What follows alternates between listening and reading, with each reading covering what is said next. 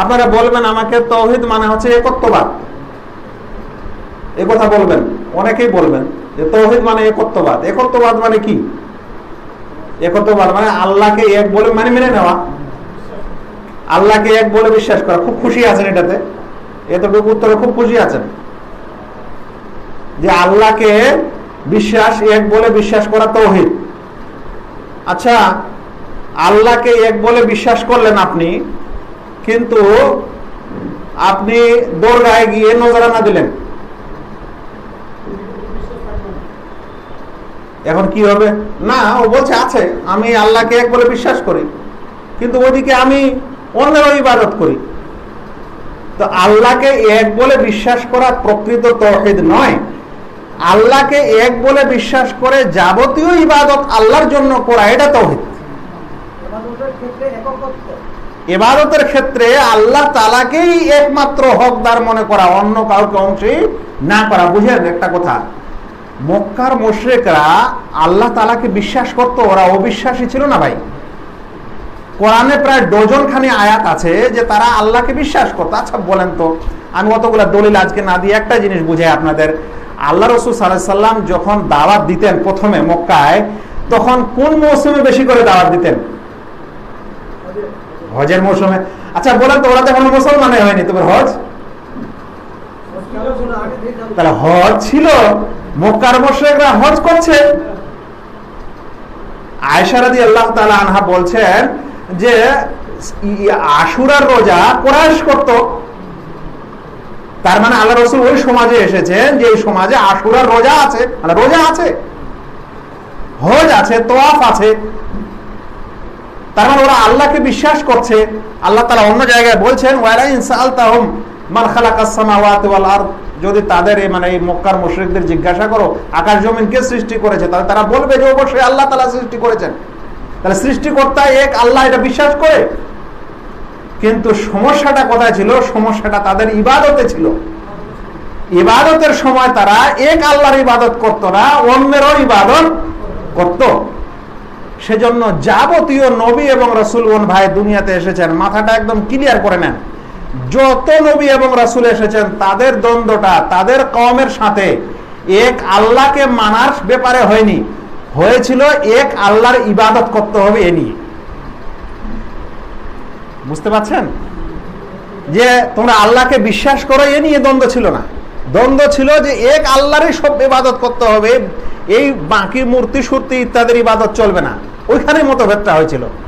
সেই কারণে যত নবীগণ এসেছেন তারা দাওয়াত দেওয়ার সময় কোরআনে আল্লাহ তাআলা যে আয়াতগুলো উল্লেখ করেছেন যে যে সেটা হুদ আলাইহিস সালাম, সালেহ আলাইহিস সালাম, নূহ আলাইহিস সালাম, উবুদুল্লাহ মা লাকুম মিন ইলাহিন গায়রু, তোমরা সকলে আল্লাহর ইবাদত করো, তিনি ছাড়া সত্য কোনো মাবুদ নেই। তাহলে সকল নবী বুঝাতে এসেছিলেন ইবাদত সবগুলা কার হবে? আল্লাহর হবে। এটাকে বলা হয় তাওহীদ। আবার একটু শুনে নেন, সমস্ত প্রকারের ইবাদত একমাত্র আল্লাহর জন্য হওয়া, এটাকে বলা হয় কি? তাওহীদ। আর এর বিপরীত হচ্ছে শিরক, মানে সমস্ত ইবাদত আল্লাহর জন্য না হয়ে অন্য কিছুর জন্য কিছু ইবাদত হওয়া, একে কি বলা হয়? শিরক বলা হয়। বুঝা গেছে? জি, এটা ক্লাস, এটা আমি ওই ধোঁয়াধার বক্তৃতা দিয়ে আমার লাভ নাই, আমাকে বুঝিয়ে দিতে হবে আপনাদের যে একমাত্র ইবাদত। ওই জন্য তাওহীদের সংজ্ঞায় যতগুলো সংজ্ঞা এসেছে তার মধ্যে একটা খুবই স্পষ্ট সংজ্ঞা হচ্ছে ইফরাদুল্লাহ বিল ইবাদা, ইবাদতের ক্ষেত্রে আল্লাহকে এক মনে করে নেওয়া, ইবাদতের ব্যাপারে আল্লাহ তাআলার সাথে কাউকে অংশী না করা। তো ইবাদতের ক্ষেত্রে আল্লাহ তাআলার সাথে অন্যকে অংশী করা হলে কি হয়ে যাবে? শিরক হয়ে যাবে। কিন্তু এখন একটা প্রশ্ন চলে আসলো যে তাহলে আমাদের এখন জানতে হবে যে ইবাদত কাকে বলে। যতক্ষণে আপনি ইবাদত বুঝবেন না ততক্ষণে আপনি তাওহীদও বুঝবেন না, ততক্ষণে আপনি শিরকও বুঝবেন না। কারণ ইবাদত আল্লাহর জন্য হলে তাওহীদ হয়, অন্যের জন্য হলে শিরক হয়। তো এখন ইবাদতটা কি এটা জানতে হবে। তবে তাওহীদের একটা ব্যাপক সংখ্যা আছে যেটা আলেম ওলামা এবং আপনাদের মতো লোককে বোঝা বেশি দরকার। সেটা হলো ইবাদতের ক্ষেত্রেও আল্লাহ এক, আর আল্লাহর রুবুবিয়াত অর্থাৎ প্রতিপালনের ক্ষেত্রেও মহান আল্লাহ এক, আর তার নাম ও গুণেও তিনি এক। তাই তার নাম ও গুণেও কারো অংশী হবে না, তার রুবুবিয়াত অর্থাৎ প্রতিপালনের বিষয়েও কেউ অংশী নেই। প্রতিপালন রুবুবিয়াত বিষয়টা ভাই দুটি জিনিসের সমন্বয়কে রুবুবিয়াত বলা হয়। রুবুবিয়াত যেটা তৌহিদে রুবুবিয়া, উলুহিয়া, আসমা ও সিফাত আমরা যে পড়াই, তো রুবুবিয়াতটা সাধারণত আমরা বাংলা ভাষী মানুষরা বুঝি না যেটা কি জিনিস। রুবুবিয়ার দুটি বৈশিষ্ট্যের সম্মিলিত হলে এটাকে রুবুবিয়াত বলা হয় বা রাব বলা হয়। রাবের দুটি বৈশিষ্ট্য হলো, এক নম্বর বৈশিষ্ট্য হলো সৃষ্টিকর্তা, সৃষ্টি করা। জগতের যা কিছু দেখছেন তার সৃষ্টিকর্তা মহান আল্লাহ রাব্বুল আলামিন, এই সৃষ্টিকর্তার গুণ বা বৈশিষ্ট্য থাকা। দ্বিতীয় হচ্ছে যা কিছু সৃষ্টি হয়েছে সেগুলার পরিচালনা করা। তাহলে সব কিছুর পরিচালক আল্লাহ রাব্বুল আলামিন, যেটাকে আরবিতে বলা হয় তাদবীর, তাদবীর করা, দেখভাল করা, লালন পালন করা।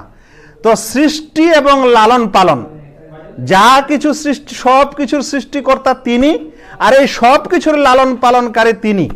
এই সৃষ্টিতে আর এই লালন পালনে তার সাথে কেউ অংশী নেই, এটাকে বলা হয় তাওহীদে রুবুবিয়াত। তাহলে একটা জটিল বিষয়ের সমাধান খুবই সংক্ষিপ্তভাবে এসেছে যে রুবুবিয়াত বুঝতে হলে আমাদের বুঝতে হবে যে সৃষ্টি করার গুণটা মহান আল্লাহ তাআলার, অনুরূপ সৃষ্টি জগৎকে পরিচালনা করার গুণটা মহান রাব্বুল আলামিন। পরিচালনাগত বৈশিষ্ট্যে আর সৃষ্টিগত বৈশিষ্ট্য, সৃষ্টি করাগত বৈশিষ্ট্যে আল্লাহ তাআলার সাথে কেউ অংশী নাই। তাহলে এটাও আবার শিরকের সংজ্ঞায় পরিবর্তন করেন যে সৃষ্টি এবং পরিচালনাগত বৈশিষ্ট্যে আল্লাহ তাআলার সাথে অন্যকে অংশী করে সেটা হবে তাওহীদে রুবুবিয়াতে। সেটা কিসে শিরক হবে? তাওহীদে রুবুবিয়াতে শিরক। কারণ ওলামায়ে কেরাম এই তাওহীদকে তিন ভাগে ভাগ করে দিয়েছেন। মানে এক, আল্লাহর ইবাদত যেমন হবে তো এটাকে বলা হচ্ছে উলুহিয়া, তাওহীদ উলুহিয়া। আল্লাহ রাব হিসাবেও এক, সে একক, সেই কারণে এই রাবের বৈশিষ্ট্যও কেউ শরিক না। অনুরূপ আল্লাহর কিছু নাম ও গুণ আছে যেগুলো প্রমাণিত, তাতেও কেউ অংশী বা সৃষ্টি বা কেউ সৃষ্টি জগতের কেউ তাতে অংশী না। তাহলে এখন বোঝা যাচ্ছে যে তাহলে শিরক হলো যে আল্লাহ তাআলার রুবুবিয়াতে কাউকে অংশী করা, কিংবা আল্লাহ তাআলার উলুহিয়াতে কাউকে অংশী করা, কিংবা আল্লাহ তাআলার নাম এবং গুণগুলিতে কাউকে অংশী করা। এই তিনটি ক্ষেত্রে অংশী হলে সেটাকে বলা হয় শিরক করা।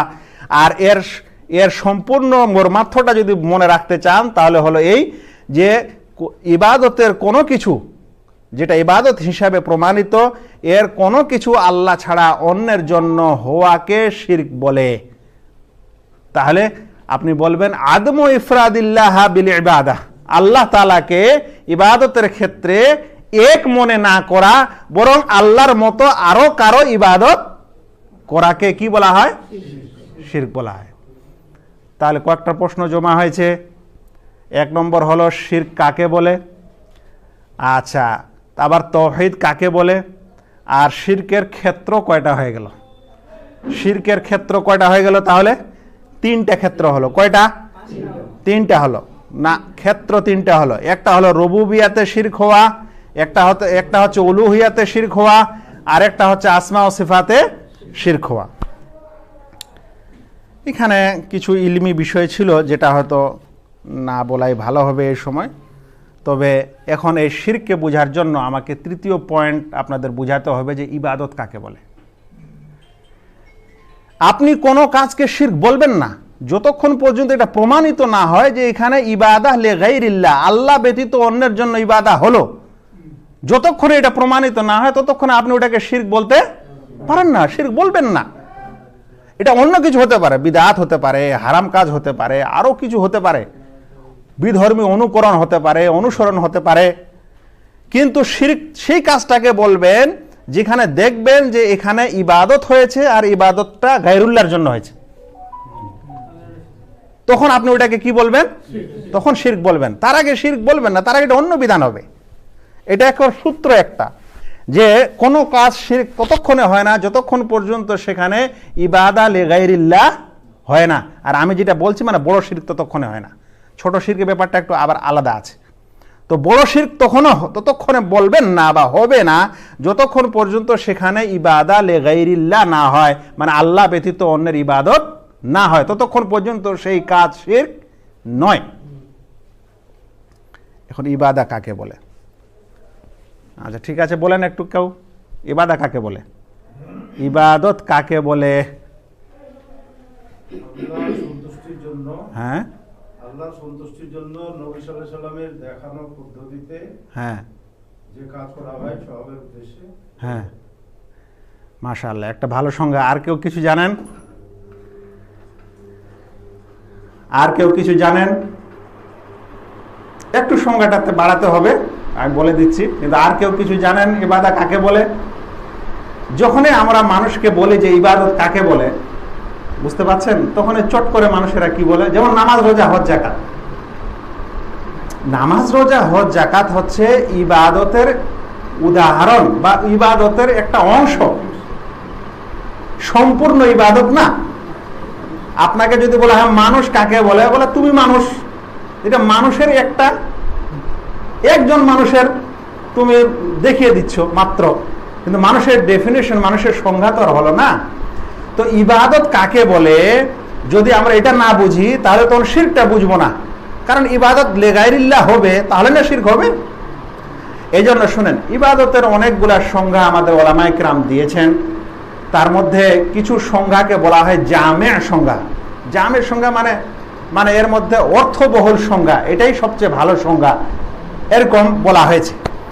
দেখেন, তার মধ্যে আমি 1 থেকে 2টি সংজ্ঞা দিই। 1 নম্বর সংজ্ঞা মোটামুটি আমাদের মাস্টার ভাই দেওয়ার চেষ্টা করেছেন, সেটা হচ্ছে হেয়া তাআতুল্লাহ, আল্লাহর আনুগত্য করা, বেইমতিসালে মা আমারা বিহি, তিনি যা আদেশ করেছেন তা বাস্তবায়ন করত, আলা আলসিনাতুর রাসূল, যা আদেশ করেছেন রসুলের ভাষায়, রসুলের জুবানে, রসুলের মাধ্যমে যা আদেশ করেছেন তা বাস্তবায়ন করা হচ্ছে ইবাদত। কি হলো? আল্লাহ তাআলার আনুগত্য করা, রসুল যা বলেছেন, রসুলের মাধ্যমে যা বলা হয়েছে সেগুলো বাস্তবায়ন করার মাধ্যমে আল্লাহ তাআলার আনুগত্য করাকে কি বলা হয়? ইবাদত বলা হয়। এটা একটা সংজ্ঞা। দ্বিতীয় সংজ্ঞা যেটা শাইখুল ইসলাম ইবনে তাইমিয়া রাহিমাহুল্লাহ দিয়েছেন, এই সংজ্ঞাটাকে আমাদের অধিকাংশ ওলামা পছন্দ করেছেন বা বেশি অর্থবহুল মনে করেছেন। কি সংজ্ঞা এটা? আরবিটা প্রথমে বলি। আল ইবাদাতু ইসমুন জামিউন লিকুল্লি মা ইউহিব্বুহুল্লাহ ওয়া ইয়ারদাহ মিনাল আকওয়াল ওয়াল আমাল আল বাতিনা ওয়াদ যাহিরা। এর মানে হলো ইবাদত একটা ব্যাপক অর্থবহুল শব্দ। ইবাদত শব্দটি একটি ব্যাপক অর্থবোধক শব্দ। এমন সবকিছুকেই ইবাদত বলে যেটা আল্লাহ তাআলা পছন্দ করেন এবং যা করলে তিনি সন্তুষ্ট হন। ইবাদত একটি অর্থবহুল শব্দ, এমন সবকিছুকেই ইবাদত বলা হবে যেটাকে আল্লাহ পছন্দ করেন বা যা করলে তিনি সন্তুষ্ট হন, বাহ্যিক কিংবা অভ্যন্তরীণ কাজকর্মের মধ্য থেকে যা করলে সন্তুষ্ট হন। এতখানে বোঝা গেল? তারপরে বলছেন সেটা বাহ্যিক হোক বা আন্তরিক হোক, কাজ হোক কিংবা কর্ম হোক বা বিশ্বাস হোক, কোথাও হতে পারে, কাজও হতে পারে, আন্তরিক বিশ্বাসও হতে পারে। এরকম যে কোনো জিনিস যেটাকে আল্লাহ পছন্দ করেন, ভালোবাসেন, ওটাকে কি বলা হয়? ইবাদত বলা হয়। আবার একটু সহজ করে বলা যাক, এমন কাজ, কথা ও বিশ্বাস, সেটা বাহ্যিক হোক কিংবা অভ্যন্তরীণ হোক, আন্তরিক হোক, যেটা করলে আল্লাহ তাআলা পছন্দ করেন, সন্তুষ্ট হন, তাকে ইবাদত বলে। এখানে 2-3টা কথা বলা হচ্ছে, কাজ, তারপরে কথা, তারপরে আন্তরিক। এই কথাগুলি কেন বলা হচ্ছে? কারণ ইবাদতটা কোনো সময় অন্তর দিয়েই হয়ে যায়, আর ইবাদত কোনো সময় মুখ দিয়ে বলার মাধ্যমে হয়ে যায়, আর ইবাদত কোনো সময় কাজ করার মাধ্যমে হয়। সেজন্য কোনোটাকে ছাড়া যাবে না। সেজন্য এইভাবে ওলামায়ে কেরামের সংজ্ঞা দিয়েছেন। আপনি আবারও সহজ করে বলতে পারেন যে এমন সব কথা, কাজ ও বিশ্বাস যেগুলোকে আল্লাহ তাআলা পছন্দ করেন সেটাকেই বলা হয় ইবাদত। যদি আপনি এই ছোট্ট সংজ্ঞাটা মনে রাখেন তাহলে এখন চটচট করে আপনি উত্তর দিতে পারবেন। বলেন তো নামাজ ইবাদত না ইবাদত নয়? বলবেন ইবাদত, কারণ নামাজ পড়াকে আল্লাহ তাআলা আদেশ করেছেন, নামাজিকে ভালোবাসেন, তাহলে এটা কি হয়ে গেল? ইবাদত। বলেন তো পিতা মাতার সেবা করা ইবাদত না ইবাদত নয়? কারণ আল্লাহ তাআলা আদেশ করেছেন এবং সেটা ভালোবাসেন। বলেন তো মিথ্যা কথা থেকে দূর থাকাটা ইবাদত না ইবাদত নয়? বলেন তো দোয়া করাটা ইবাদত না ইবাদত নয়? বলেন তো নজর মান্নত মানাটা ইবাদত না ইবাদত নয়? বলেন তো কি বলে যে ভয় করা আল্লাহ তাআলাকে, এটা ইবাদত না ইবাদত নয়? এগুলো সব ইবাদত, কারণ এগুলো এমন কাজ যেটা আল্লাহ তাআলা পছন্দ করেন। এই কারণে কিছু ওলামা আবার সংজ্ঞাটাকে আরো সহজ করে বলছেন যে সকল কাজকর্ম করার আল্লাহ তাআলা আদেশ দিয়েছেন এবং পছন্দ করেন সেগুলো ইবাদত। একেবারে শেষ কথা, যে সমস্ত কথা, কাজ ও বিশ্বাসকে আল্লাহ কি করেন? আদেশ করেছেন এবং আসলে আল্লাহ তাআলা যেটা পছন্দ করেন না সেটাই আদেশ করেছেন। এমন কোন জিনিস আল্লাহ তাআলা আদেশ করেন না যেটা তিনি পছন্দ করেন না। তাই তিনি যাই আদেশ করেন সেটাই পছন্দ করেন। কিন্তু কিছু ব্যাপারে এরকম হতে পারে যে আদেশ নাই, শুধু পছন্দের কথাটা এসেছে। সেই জন্য সংজ্ঞায় বলা হচ্ছে যে আল্লাহ তাআলা আদেশ করেন কিংবা পছন্দ করেন এরকম সব কথাবার্তা আর কাজকর্ম আর বিশ্বাস এগুলা সব কি ইবাদত। বলছি নিষেধটা আল্লাহ পছন্দ করেন, মানে নিষেধটা যখন কেউ মানে তখন আল্লাহ তাআলা ওটা কি করেন? পছন্দ করেন। নিষেধটা যখন অমান্য করে তখন আল্লাহ তাআলা ওটা কি করেন? এটা অপছন্দ করেন। তাহলে নিষেধাজ্ঞাগুলি হচ্ছে আল্লাহ তাআলার বিধান, সেগুলা তিনি আমাদের কাছে চান, আমাদের কাছে কাম্য যে আমরা ওই নিষেধাজ্ঞাগুলি মেনে চলবো, তখন সেটা ইবাদত। তাই ইবাদত ভাই আন্তরিক হয়। দেখেন, আন্তরিক ইবাদতটাই সবচেয়ে বড় ইবাদত। আমাদের আন্তরিক ইবাদত ছাড়া এই সকল নামাজ রোজা কবুলই হবে না। বলেন তো ঈমান, আল্লাহ তাআলার প্রতি ঈমান, এটা কোন ইবাদত? আপনি আল্লাহ তাআলাকে বিশ্বাস করেন এক আল্লাহ হিসাবে এবং একমাত্র তার ইবাদত করব, এই বিশ্বাসটা যখন আপনার অন্তরে আসে, এটা কোন ইবাদত হলো? আন্তরিক ইবাদত হলো।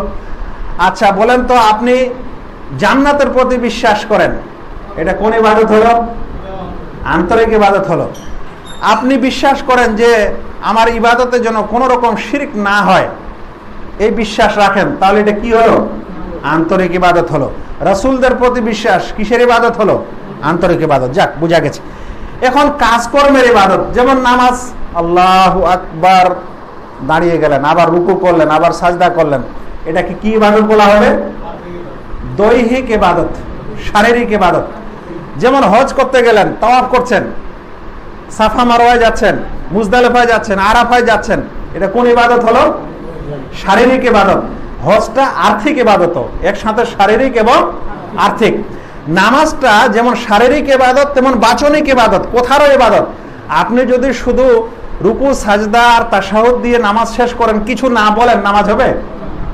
তাহলে কি বোঝা যাচ্ছে যে নামাজটা আমাদের শারীরিক ইবাদত প্লাস বাচনিক ইবাদত, মানে কথারও ইবাদত। সেখানে কাজও করতে হয় এবং কথাও বলতে হয়। হ্যাঁ হ্যাঁ, বাহ্যিক, এটা বাহ্যিকের বিশ্লেষণ আর কি, এগুলো বাহ্যিক ইবাদতের বিশ্লেষণ। আচ্ছা, তারপরে শুনলেন শুধুমাত্র কথার মাধ্যমে ইবাদত হয়, মুখ দিয়ে জবান দিয়ে আদায় করেন যাবতীয় জিকির আজকার, কোরআনের তিলাওয়াত, তাসবিহ তাহলিল, ওয়াজ নসিহত, এই যা কিছু হচ্ছে এটাও কি? এটা ইবাদত। এটা শুধু বচন শব্দের মাধ্যমে আদায় হয়ে যাচ্ছে, এগুলো ইবাদত। তাহলে যে সমস্ত কাজকর্ম বিশ্বাস আল্লাহ রাব্বুল আলামিন করার আদেশ দিয়েছেন বা নিষেধ করেছেন কিংবা সেগুলোকে তিনি পছন্দ করেন, এরকম সব বিষয় কি হয়ে যাবে? ইবাদত হয়ে যাবে। আচ্ছা, ইবাদতের ভাই কয়েকটা রুকুন আছে। ইবাদতের কয়েকটা কি আছে? রুকুন আছে। তাহলে প্রথমে বুঝলেন শিরকের ভয়াবহতা কি হলো, শিরক কাকে বলে, আল্লাহ ছাড়া অন্যের ইবাদতকে শিরক বলে, এখন ইবাদত কাকে বলে? যাবতীয় এমন কাজকর্ম বিশ্বাস যেটা আল্লাহ পছন্দ করেন, আদেশ করেছেন, এগুলো সব ইবাদত। এখন ইবাদতের কিছু রুকুন জানতে হবে। রুকুন মানে হলো ভাই, একটা উদাহরণ দিই, যেমন ধরে নেন যে এই মাইক্রোফোনটা, ঠিক আছে, এখান থেকে নিয়ে এই পর্যন্ত এটা গোটাই একটা মেশিন, একটা যন্ত্র। আমি বুঝাচ্ছি আপনাদেরকে যে রুকুন কথাটার অর্থ কি। এখন এখানে অনেকগুলা জিনিস আছে, যে সামনে এটা আছে, এটা স্ট্যান্ড আছে, একটা এখানে বসানোর জিনিস আছে, এটা সুইচ আছে, ইত্যাদি আছে না? এর মধ্যে কোনটা রুকুন? এর মধ্যে ওই সমস্ত পার্টসকে রুকুন বলবেন যে যদি ওটা আপনি সরিয়ে দেন তাহলে এটা আর কোনো কাজেই দিবে না। বুঝতে পারছেন কথাটা? ধরে নেন আপনি যদি এটা এখন কেটে দেন, এই সামনে এই ডগাটা যদি কেটে দেন, তাহলে আর এটা কোনো কাজে দিবে? তাহলে আমরা বলবো এটা রুকুন। কিন্তু আপনি এইখানেও কেটেছেন, এইখানেও কেটেছেন, দিয়ে এটা ছোট করে এখানে জোড়া দিয়েছেন, আর এটা বাদ দিয়ে দিলেন, তাহলে জিনিসটা চলবে না? চলবে না। তাহলে বলবেন যে এটা রুকুন নয়। হ্যাঁ, তাহলে রুকুন মানে হলো যে এমন একটা পার্ট, যে কোনো বিষয়ের একটা এমন অংশ, ওটা বাদ দিলে আর ওই জিনিসটা ধারণা করা যায় না, তাহলে ওকে কি বলা হয়? রুকুন বলা হয়। আরো একটা সোজা উদাহরণ দিই, যেমন আমরা মানুষ,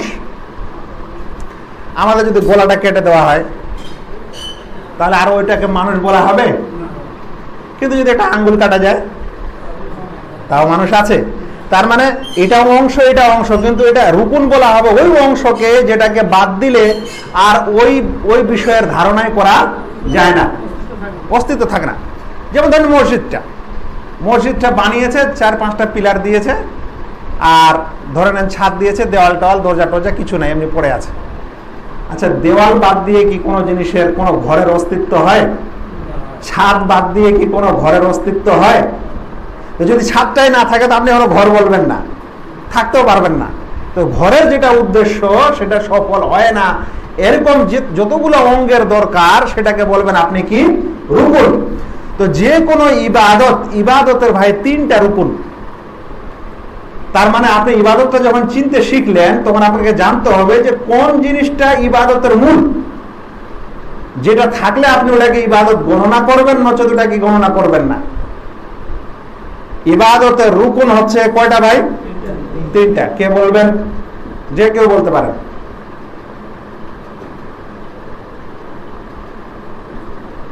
আরকানুল ইবাদা। প্রশ্ন করলে আমার একটু বিরতি হয়, পানিটা দিবেন। জি, কেউ বলবেন?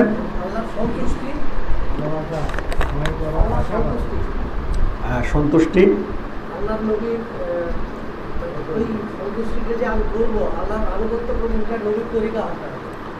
আচ্ছা আচ্ছা, ওটা হলো শুরুতুল ইবাদা। আপনি যেটা বলছেন ওটা হচ্ছে ইবাদতের শর্ত।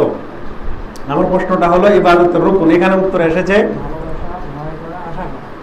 আচ্ছা, জি জি জি, প্রত্যেক ইবাদতের রুকুন হচ্ছে 3টি, আর 3টা রুকুনই কিন্তু অন্তরের সাথে সম্পর্ক, বাহ্যিক কাজের সাথে সম্পর্ক না। 1 নম্বর হলো আল্লাহর ভয়, 2য় নম্বর হলো আল্লাহ তাআলার কাছে আসা, 3য় নম্বর হলো আল্লাহ তাআলার ভালোবাসা। এখানে আল্লাহ না বললেও চলবে, মানে ভয়, আশা এবং ভালোবাসা। মানুষ যার ইবাদত করে,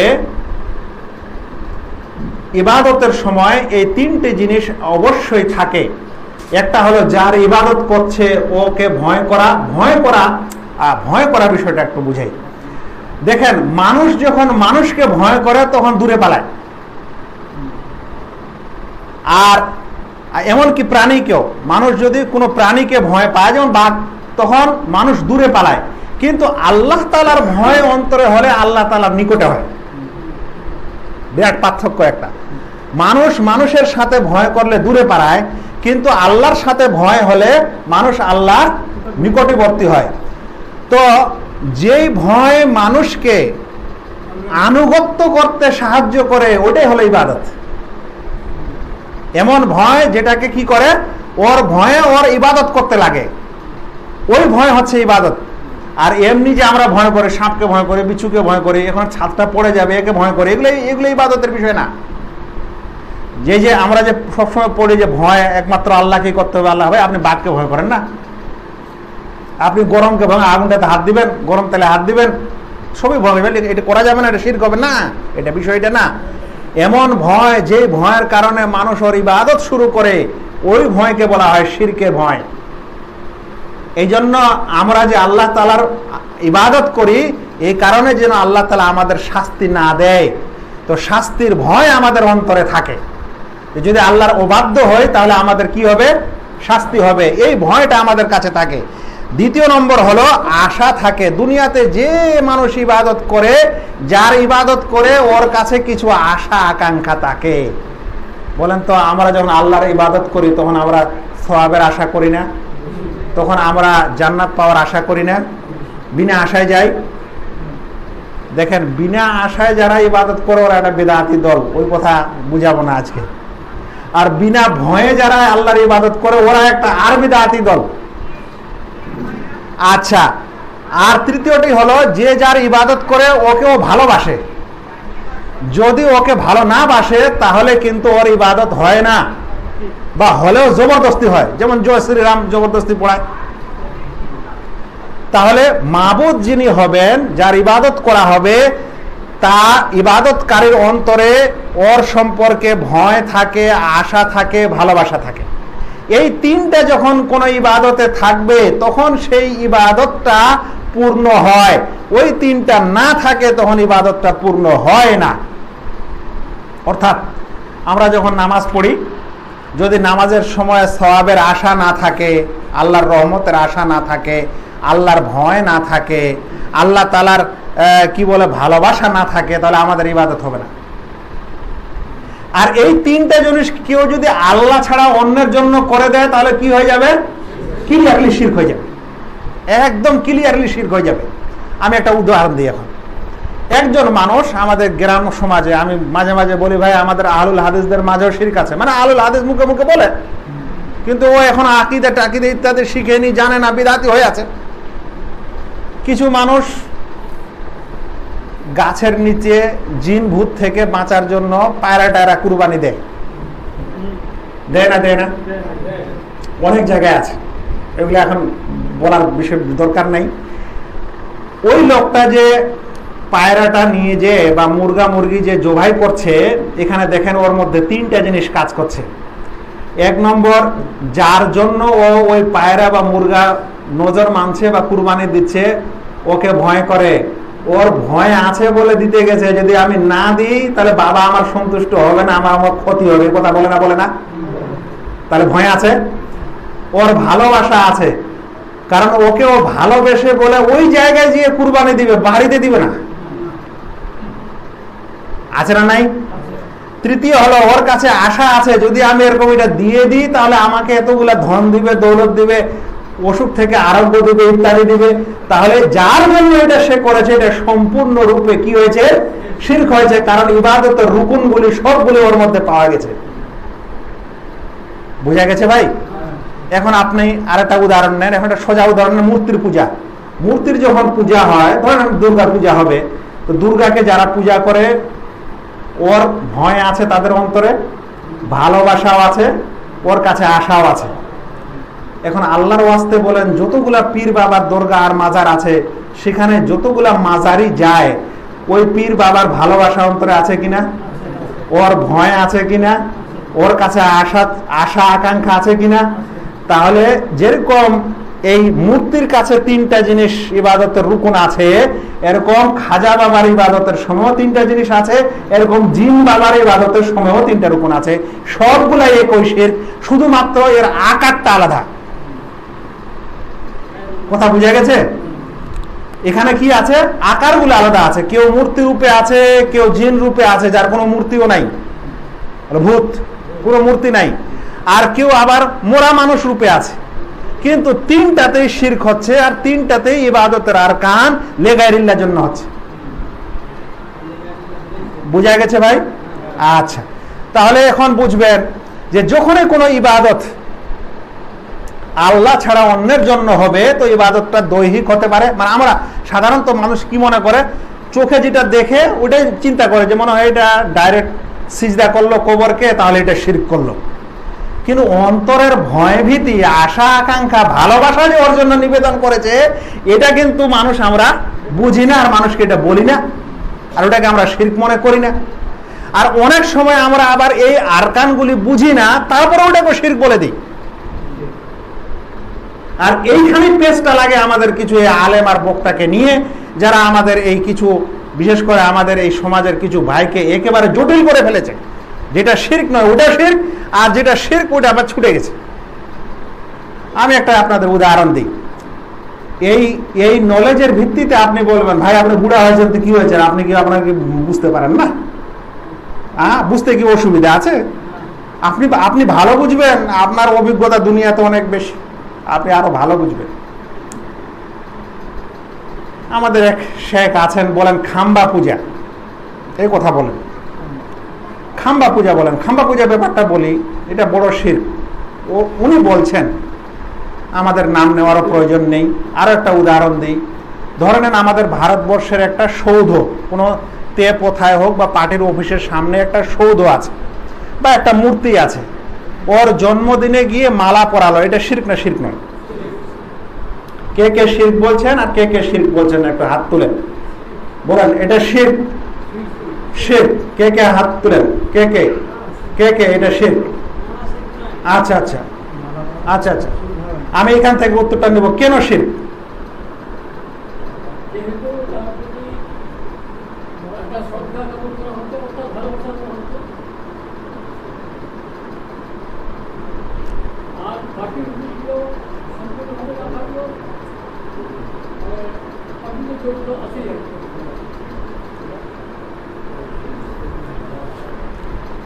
এটাই বুঝতে হবে, এটাই বুঝতে হবে। কোনো কাজকে যখন আপনি শিরক বলবেন, তখন স্পষ্ট রূপে এই তিনটা রুকনকে ফিট করবেন। যদি এই তিনটা রুকন ওর মধ্যে থেকে যায়, তাহলে আপনি ওটা নিঃসন্দেহে শিরক বলবেন, নচেত ওটা শিরক নয়, হবে না। তিনটাই থাকতে হবে। আমি যদি আল্লাহর ইবাদত কেবল আল্লাহর ভয়ে করি, আশা আর মোহব্বত বাদ দিই, তাহলে ইবাদত হয় না। আমি যদি আল্লাহকে শুধু ভালোই বাসি আর তার কাছে যদি আশা না করি আর ভয় না করি, এটা ইবাদত নয়। তিনটে থাকতে হবে, রুকন থাকতে হবে। একটা বাদ দিলে হয়, জিনিসটাই থাকবে না তোমার। আচ্ছা শুনেন, যখন কোনো মানুষ কোনো সৌধায় মূর্তি দেয়, তখন এক নম্বর তিনটা রুকন দেখেন। মূর্তিকে যখন মালা পরায়, আমি বলছি সৌধকে, আমি কিন্তু মূর্তি পূজার কথা বলছি না, সৌধ স্থানকে। কোনো জায়গায় দেখা গেল রবীন্দ্রনাথের আছে, কোনো জায়গায় ধরেন নজরুলের আছে, প্রধানমন্ত্রীর আছে, গান্ধীজির আছে, কোনো জায়গায় ধরেন যে এমনি একটা মানে কোনো ওই যে বললাম খাম্বা একটা চিহ্ন করে রেখেছে। এখানে আপনি এক নম্বর, আপনি কি তার ভয় আপনার অন্তর আছে? নাই, ভয় নাই।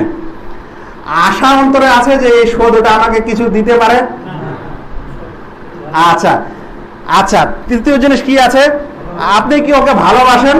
তো বলবেন হ্যাঁ ভালোবাসাটা আছে, কিন্তু দুইটা রুকন এখনো নাই, তাই এটাকে আপনি শিরক বলবেন না, এটা শিরক হবে না। ভাই আপনাদেরকে আমি বলছি, কোশ্চেন কালেও হবে না, হবে না, হবে না। আপনি দুনিয়ার যত বড় আকীদার আলেমের কাছে যান, এটা হবে না। আমাকে ভুল বুঝাচ্ছে মানুষ। এই যে কোন কথা হলো, কোন একটা জিনিস শিরক না হওয়া মানে ওটা জায়েজ হবে নাকি? এটা একটা আলাদা একটা আমাদের সমস্যা ভাই। কোন একটা জিনিস শুনেন, এটা ঠিক আছে বুঝে নেন, কোন জিনিস এটা শিরক নয় এর মানে এটা নয় যেটা করা জায়েজ হয়। আমি বলছি ওটা অন্য জিনিস হবে, শিরক হবে না, অন্য হবে। অন্যটা কি জায়েজ হবে না জায়েজ হবে? না জায়েজই হবে, কিন্তু শিরক হবে না। কারণ শিরক হলে ওই লোকটা ইসলামে থাকবে না, তৎক্ষণাৎ কাফের হবে। আর শিরক না হলে ও গুনাহগার হবে, কিন্তু মুসলমানই থাকবে। ব্যাপারটা এখানে বুঝতে হবে। কি হবে এখানে হবে কি, যে ওই মানুষটা একটা বিধর্মী আচরণ, যেটাকে বলা হয় যে তাসাব্বুহ বিল কুফার, কাফেরদের মুশাবে, কাফেরদের অনুরূপ একটা আচার এবং রীতি সে মানছে, যেটা ইসলামে হারাম। কথাটা বুঝতে পারলেন? এমন একটা আচার সে মানছে যে আচারটা ইসলামে হারাম, তাসাব্বুহ বিকওম, বিধর্মীদের আচরণ, এই সকল জিনিস বিধর্মীদের শিক্ষা এবং বিধর্মীদের বিষয়।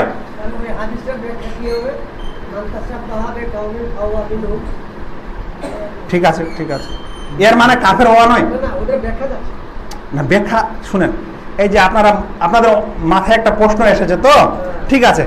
এখন আমি যদি আপনার ওই প্রশ্নটাতে যাই, যতক্ষণে তাসাব্বুহ ইবাদতে না হবে, তাসাব্বুহটা এমন না হবে যেখানে ইবাদতের রূপন পাওয়া যায়, ততক্ষণে ওই তাসাব্বুহ কুফরি তাসাব্বুহ না, ওটা বিদআতি তাসাব্বুহ হবে, ওটা হারাম তাসাব্বুহ হবে, কিন্তু এটা কুফরি তাসাব্বুহ হবে না। আমাদের হিন্দুস্তানের মানুষ, আমরা ধরে নেন যে আমাদের বিভিন্ন আচার আছে, কিছু হিন্দুদেরও আছে, তার জন্য আমি কি কাফের হয়ে যাব? তাসাব্বুহ, কিছু তাসাব্বুহ আছে কুফরি, কিছু তাসাব্বুহ আছে বিদঈ, কিছু তাসাব্বুহ আছে মুবাহ, মানে ওটাতে কোনো জায়েজ নাই। কাফেররাও ভাত খায় ভাই, আমরাও খাই, বলবেন তো এটা তাসাব্বুহ? কি বলবেন? শিরক না। এই জন্য তাসাব্বুহর ক্যাটাগরি আছে, এরকম নয় যে প্রত্যেক তাসাব্বুহ মানুষকে কাফের করে দেয়। আচ্ছা, আমার প্রথমে বক্তব্যটা শুনলেন? আচ্ছা, একটা আবার এরকম নীতিটা সব জায়গায় মনে রাখবেন। মানুষ এখানে ভুল করছে, আমি বলছি ভুল করছে, যে কোনো কারণে ভুল করছে। একজন মানুষ, আমাদের খুব প্রসিদ্ধ বক্তা আর গরম বক্তা, প্রশ্ন করা হলো, আমি কয়েকদিন আগে শুনলাম, আপনাদেরকে প্রশ্নটা করছি আমি। মাইয়েতের উদ্দেশ্যে বিশেষ দিনে, 10 দিন হোক 40 দিন হোক, বিশেষ দিনে যদি কেউ খানদান দেয়, খানপান দেয়, তাহলে এর বিধান কি? খানাবাড়ি যেটাকে বলা হয়। উনি বলছেন এই খানপানের জন্য দিন নির্ধারণ করাটা শিরক, আর খাওয়া দেওয়াটা বিদআত। আমি ভাই আপনাকে স্পষ্ট বলছি, আমি আপনাদের শিখাতে এসেছি, আমি কিন্তু আম পাবলিক কাজে ওদের কাছে গেলে আমি বললে হবে না, ওদের মাথায় নষ্ট হয়ে যাবে, আপনাদেরও কিছু নষ্ট হয়েছে। কিন্তু ইলিম বেশি বেশি শিখেন, ইলিম যত অর্জন করবেন জিনিসগুলো ক্লিয়ার হবে, না জটিল বেশি থাকবে। আমি বলছিলাম যে উনি ফতোয়া দিলেন, এত বড় মৌলানা, আমাদের সমাজের মানুষ মনে করছে তাকে, আমি বলছি না ছোট মৌলানা, যা মানুষ মনে করছে, কিন্তু এই বিষয়ে এতখানি অজ্ঞতা, সেটা কোনো আলেম মানুষের অজ্ঞতা এটা হয় না। আমি বলছি যে আলেম পর্যায়ের হয়, এর অজ্ঞতা এরকম হয় না। উনি বলছেন দিন নির্ধারণ করাটা মাইয়েত বাড়ির উপলক্ষে, মাইয়েতের উপলক্ষে 10 দিন হোক বা 40 দিনে যে চালাম টালাম যা কিছু বলা হয়, দিন নির্ধারণ করাটা শিরক, আর খানদানটা বিদআত, খাওয়া দাওয়াটা বিদআত। আপনারা বলেন তো শিরকের সংজ্ঞাটা কি? ঠিক ঠিক ঠিক, আপনারা এখন শিরকের সংজ্ঞাটা পড়লেন তো, যে সেখানে গায়রুল্লাহর ইবাদত হতে হবে। কেউ যদি একটা দিন নির্ধারণ করে যে মাইয়েত মারা গেলে 10 দিনের মাথায় একটা খানদান দিলে মাইয়েতের কাছে সওয়াব যায়, এখানে কি গায়রুল্লাহর ইবাদত হলো? যদি গায়রুল্লাহর ইবাদতেই না থাকে তাহলে শিরক কেমন করে হয়? তো এখন আমি কেন আপনাকে এটা বুঝাচ্ছি, আমি এই কারণে বুঝাচ্ছি ভাই, আমি শুধু না, আমরা কিছু মানুষ একেবারে বিষয় বিরাট সমস্যায় পড়ে গেছি। কেন? আমাদের নিজের আলেম ওলামা, যাদেরকে আমাদের সমাজের আহলুল হাদিসদের, সালাফিদের আলেম ওলামা, যাদের কথা শুনছেন, যাদের কথা মানছেন, যাদের ফতোয়া আমরা নিচ্ছি এবং তাদেরকে বড় মনে করছি, অথচ তারা এই শিরক বুঝতে ভুল করছে। আর যে কারণে এখন হয়তো আমাদের দিনাজপুরের মানুষ ভাই আমি ভালো করে চিনি, কারণ আমিও দিনাজপুরের, তো এই মাটির আমি যতই ভালো আলোচনা করি, আপনাদের অনেকের মেজাজ না, এটা আমাদের একটু মুর্শিদাবাদের মৌলভী সাহেবের কাছে শুনতে হবে, এটা আপনাদের মাথায় একেবারে বসিয়ে রেখেছেন। কিন্তু মুর্শিদাবাদের মানুষরা আমার কাছে শুনে, ব্যাপারটা এখানে, ব্যাপারটা আপনাকে ইলমের আধারে হতে হবে। তো ব্যাপারটা তো আপনার কি বলে, যে যেটাকে বলা হয় আবেগের উপর দিয়ে আপনি কাউকে ভালোবাসলেন আর কাউকে মেনে নিলেন আর বড় ছোট ভাবলেন, ঠিক না। এটা ইলম যেখানে পাওয়া যাবে সেখানে আপনাকে নিতে হবে, ক্লিয়ারলি নিতে হবে। সেজন্য কোনো কাজকে শিরক তখন বলবেন যখন সেটা ইবাদা লিগাইরিল্লাহ হবে। ওটাকে বড় শিরক তখন বলবেন যখন ইবাদতের 3টি রুকন ক্লিয়ারলি ওর মধ্যে পাওয়া যাবে। আমি বললাম মূর্তি পূজার মধ্যে 3টা রুকন পাওয়া যাচ্ছে, আপনার কবর পূজার মধ্যে 3টা পাওয়া যাচ্ছে, ভূত আর জিন পূজার মধ্যে 3টা পাওয়া যাচ্ছে। কিন্তু কেউ যদি খানদানের মধ্যে কিন্তু কোনো পূজা ইবাদত গায়রিল্লাহ পাওয়া যায় না।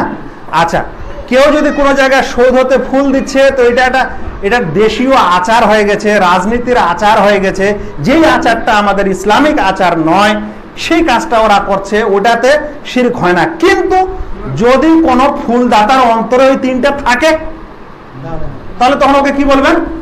তাহলে তুমি শিরক করেছ, ওখানে কোনো ছাড় নাই। কেউ যদি মনে করে নেন একটা এরকম মূর্তি আছে যে মূর্তিকে সে অন্তর দিয়ে ভালোবাসে, আচ্ছা ভালোবাসার একটা ব্যাপার আছে ভাই, আপনি আমাকে ভালোবাসেন কিনা? তো শিরক করলেন নাকি? আমি আপনাদের সকলকে আল্লাহর রাস্তায় ভালোবাসি, শিরক করলাম? তো ভালোবাসাটা কোন ভালোবাসা শিরক এটা বুঝতে হবে। ভালোবাসা আল্লাহর মতো ভালোবাসা, যেই ভালোবাসায় মানুষ ওর ইবাদত শুরু করে। আমি আপনারা সকলে আপনার পিতা মাতাকে কম ভালোবাসেন, কম সম্মান করেন? তো সব সম্মানেই কি শিরক? সব ভালোবাসাই কি শিরক? ওই সম্মান যে সম্মান আল্লাহর হওয়া উচিত, ওই ভালোবাসা যে ভালোবাসা আল্লাহর হবে, তারপরে অন্য মানুষের হবে। কেউ যদি তার বাপ মাকে আল্লাহর মতো ভালোবাসে তাহলে শিরক হবে। বুঝতে পারছেন কথাটা? কিছু মানুষ আছে ভাই, যে ভাই কিছু মানুষ আছে যে ভাই আমি কিছু বুঝি না, বাবা মা আছে দুনিয়াতে, ওর সেবা শুশ্রূষা করবো, এটাই আমার জন্য জান্নাত। তার মানে ও পিতা মাতার সেবা করে শিরক করছে। মানে ও আল্লাহর চাইতে বেশি মর্যাদা তার পিতা মাতার দিয়েছে, ভালোবাসা দিয়ে শিরক করেছে। তাই কেউ যদি সৌধকে এরকম করে, যে কোনো মূর্তিকে মালা দেওয়ার সময় যদি ওর অন্তরে ভালোবাসা রাখে, ওকে যদি সত্যিকারে আন্তরিক গোপন ভয়ও রাখে, তারপরে মনে করেন যে ওর কাছে আশাও থাকে, তাহলে তখন বলবো ভাই তুমি গেছো, তুমি অবশ্যই শিরককারী, বড় শিরককারী। কিন্তু তোমার মধ্যে দেশীয় আচার রক্ষার্থে তুমি গেছিলে, যাওয়ার পর তুমি মালা দিয়ে এসেছো, এতখানিতে তুমি এখনো শিরক করোনি, কিন্তু হারাম কাজ করেছো, যেটাকে তোমাকে করা যাবে না। আচ্ছা, বলছিলাম কত দূরে যাব আপনাদের নিয়ে। আচ্ছা, এখন আলোচনায় বুঝতে পারলেন খুব সহজে, এখন বুঝাই যে তাহলে শিরকের ক্ষেত্র হয়ে যাচ্ছে 3টা।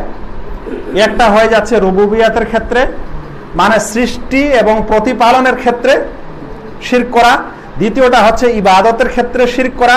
তৃতীয়টা হচ্ছে আসমা ও সিফাতে শিরক করা। এখন এই যে আমি ব্যাখ্যাটা দিচ্ছি, এগুলো সব বড় শিরকের ব্যাখ্যা দিচ্ছি, মানে এখানে শিরক মানে ও গেছে ইসলাম থেকে। এখন প্রথম বিষয়টা হলো রুবুবিয়াতে শিরক করা। আর রুবুবিয়াত মানে হলো আমাদের সৃষ্টিকর্তা মহান আল্লাহ, এবং সারা জগতের পরিচালক হচ্ছেন তিনি মহান আল্লাহ। সৃষ্টিকর্তার গুণে আর সৃষ্টির গুণে আর পরিচালনার গুণে আল্লাহ তাআলার সাথে কেউ অংশী নাই। যদি কেউ মনে করে তাহলে এটা বড় শিরক হবে। কিন্তু একটা কথা বলি, পৃথিবীর সকল সম্প্রদায়, ইতিপূর্বের সম্প্রদায়, তারা আল্লাহ ছাড়া অন্যকে সৃষ্টিকর্তা ভাবেনি, তাই রুবুবিয়াতের শিরক কম। কিন্তু আমি আপনাদেরকে যদি এখন একটা প্রশ্ন করি, আমার একটু এটা দিবেন তো, ওই কলারটা দিবেন তো, বেগে আছে। কিন্তু আমাদের এই যুগে, বর্তমান যুগে এমন একটা বড় সম্প্রদায় আমাদের মাঝে আছে যারা কিন্তু সৃষ্টিকর্তা আল্লাহকে বিশ্বাস করে না। এর অনেকগুলা রূপরেখা আছে। কিছু নাস্তিক আছে যেটা জানেন, ওরা সৃষ্টিকর্তা বিশ্বাস করে না, এটা তো ঠিক। তাহলে সৃষ্টিকর্তা বিশ্বাসই করে না, রবে বিশ্বাস করে না, তাহলে এটা কি? তাহলে এটা যেমন কুফর, এটা তেমন শিরক। এটা যেমন কুফর, এটা তেমন শিরক। যদিও আমাদের মুসলিম ঘরে কেউ থাকে, মুসলিম গ্রামে থাকে, ভোটের সময় তখন সে টুপিও পরে, কিন্তু সে আসলে কি করে না? আল্লাহকে বিশ্বাস করে না, সৃষ্টিকর্তা আমাদের কেউ আছে এটা বিশ্বাস করে না, তাহলে শিরক।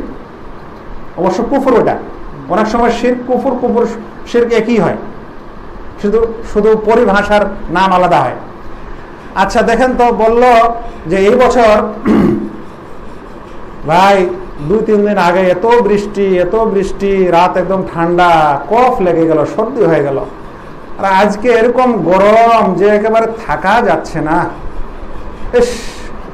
এই কয়দিন আগে আমাদের অমুক লোকটা বেঁচে ছিল, কথা বলল, কালকে আবার লোকটা মারা গেছে।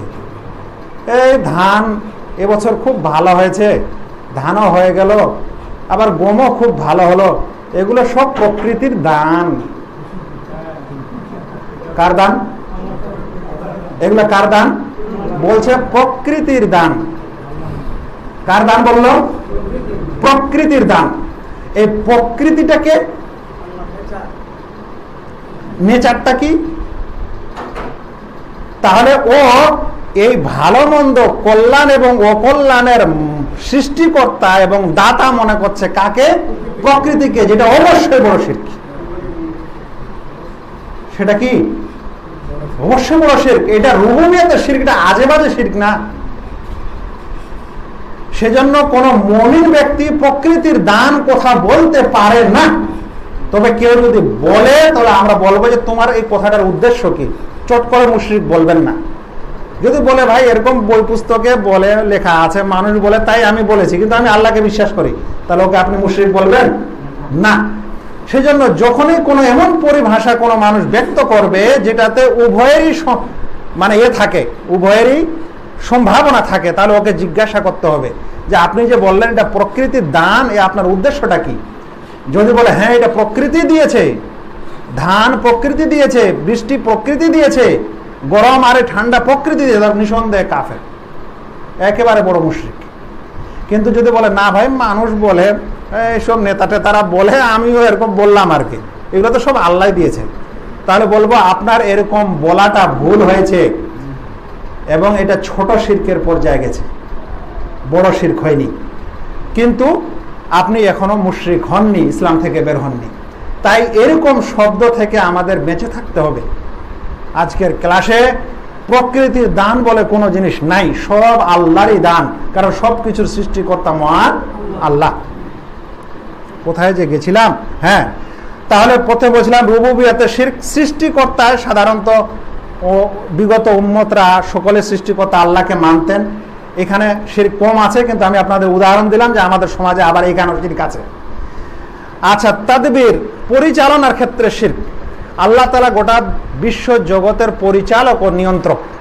যদি কেউ মনে করে যে এই পরিচালনায় আল্লাহ তাআলার সাথে কেউ অংশী আছে, তাহলে তখন কি হয়ে যাবে?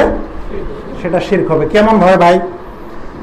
আমি নিয়ে এসেছিলাম অনেকগুলা উদাহরণ। একটা গোত্র, একটা সম্প্রদায় আছে বাতেনিয়া, একটা সম্প্রদায় রাফেজি শিরক শিয়া, আর একটা সুফি। এ সবারই কাছে পরিচালনাগত শিরকে তারা লিপ্ত।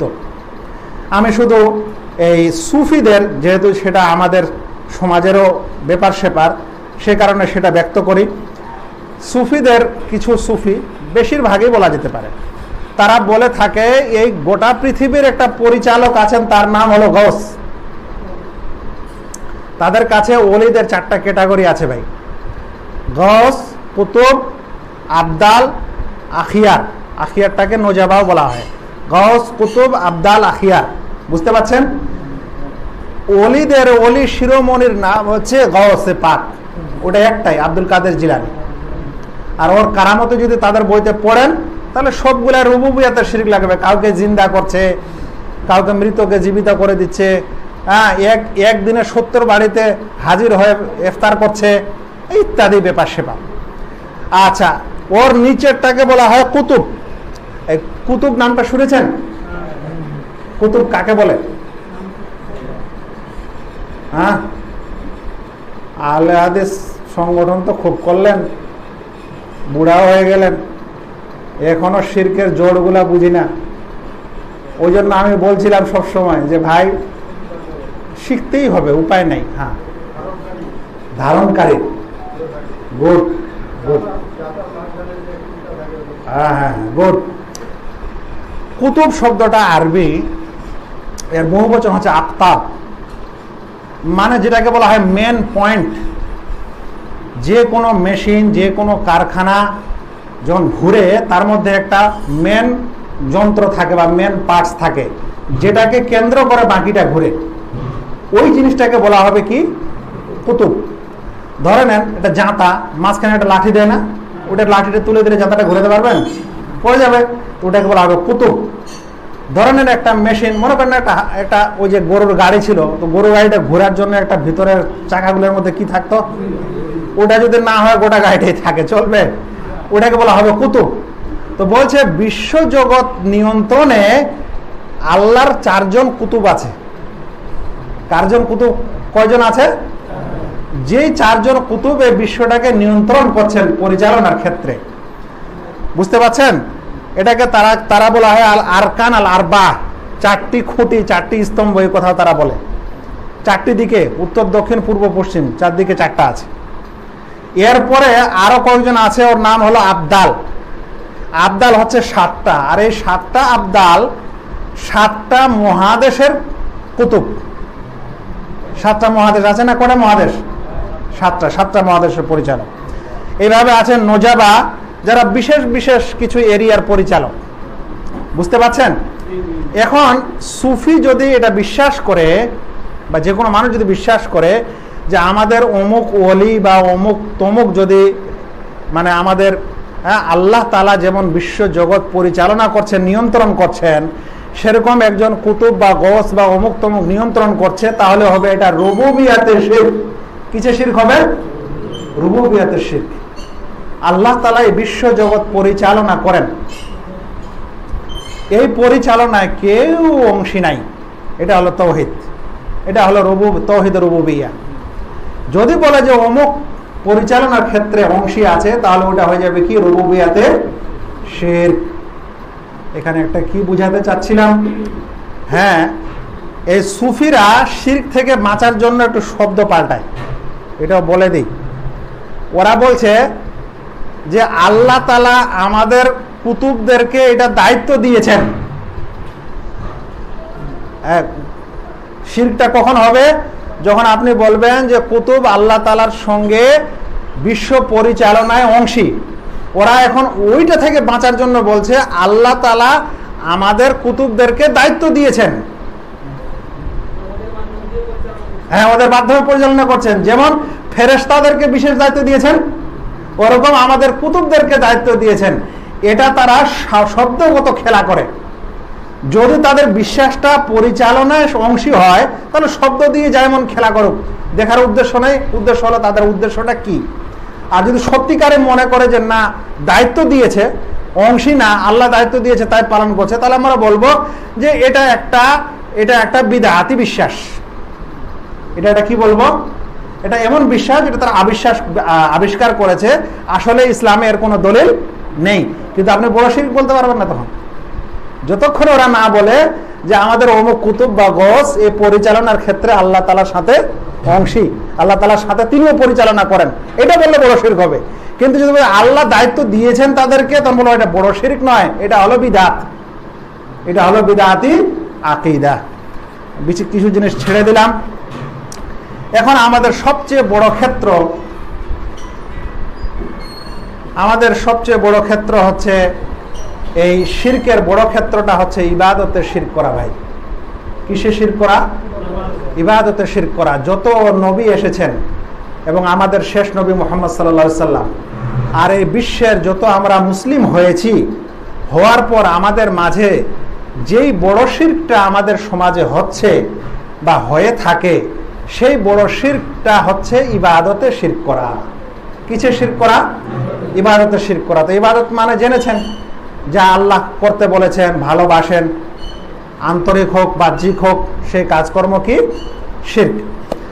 এখন সেই কাজকর্ম ইবাদত, আর এর বিপরীতটা হচ্ছে শিরক।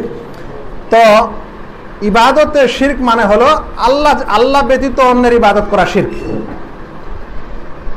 আল্লাহ ব্যতীত যারই ইবাদত করুক মানুষ, অনুরূপ আল্লাহর, আচ্ছা 5 মিনিট এটা শেষ করে দিই। অনুরূপ আল্লাহর সাথে সাথে অন্যের ইবাদত করা শিরক, দুটাই। আল্লাহকে বাদ দিয়ে অন্যের ইবাদত করা, এটাও শিরক। আল্লাহর করে সাথে সাথে অন্যর করে, ওইটাও কি? ওইটাও শিরক। মুসলিম সমাজে যে শিরক হয়েছে ইবাদতে, এই ইবাদতের সমস্ত শিরকের মধ্যে সবচেয়ে ভয়ানক শিরকটা হচ্ছে আল্লাহ ছাড়া অন্যের কাছে দোয়া করা, প্রার্থনা করা। এই শিরকটাতে লিপ্ত। কথাটা মনে রাখছেন? মুসলিম সমাজে যত শিরক হচ্ছে, বড় শিরক আর কি, এই বড় শিরকের ভয়াবহ বড় স্তম্ভটা বা বড় বিষয়টা হচ্ছে আর দোয়া লিগাইরিল্লাহ, আল্লাহ ছাড়া অন্যের কাছে দোয়া করা, আল্লাহ ছাড়া অন্যের কাছে প্রার্থনা করা, আল্লাহ ছাড়া অন্যের কাছে কিছু কামনা করা, আল্লাহ ছাড়া অন্যের কাছে আশা করা, আল্লাহ ছাড়া অন্যের কাছে ফরিয়াদ করা, আল্লাহ ছাড়া অন্যের কাছে প্রার্থনা করা, এটাই হচ্ছে আমাদের মুসলিম সমাজের বড় শিরকগুলির মধ্যে কুতুব, বড় শিরকি কুতুব এটা, দোয়া লিগাইরিল্লাহ, যার ব্যাখ্যা ও বিশ্লেষণ ইনশাআল্লাহ হয়তো পরে করা হবে। আমাদের মাত্র তাওহীদে রুবুবিয়্যার শিরকটা বোঝানো হয়েছে, তাওহীদে উলুহিয়া এবং আসমা ও সিফাতের শিরকটা বোঝানো হয়নি। আসমা ও সিফাতের শিরকটা একটু বুঝবেন, বিশেষ করে গত সপ্তাহের কিছু পোস্টের ওখানে উত্তরও আছে ইনশাআল্লাহ। সে কারণে আমরা এখন বিরতিতে যাচ্ছি, নামাজ হবে, নামাজের পর আবার যখন সভা পরিচালনা হবে তখন সেই বাকিটা বিষয় ইনশাআল্লাহ ভালো করে বুঝিয়ে দেব। ওমা আলাইনা ইল্লাল বালাগ। আসসালামু আলাইকুম ওয়া রাহমাতুল্লাহি ওয়া বারাকাতুহু।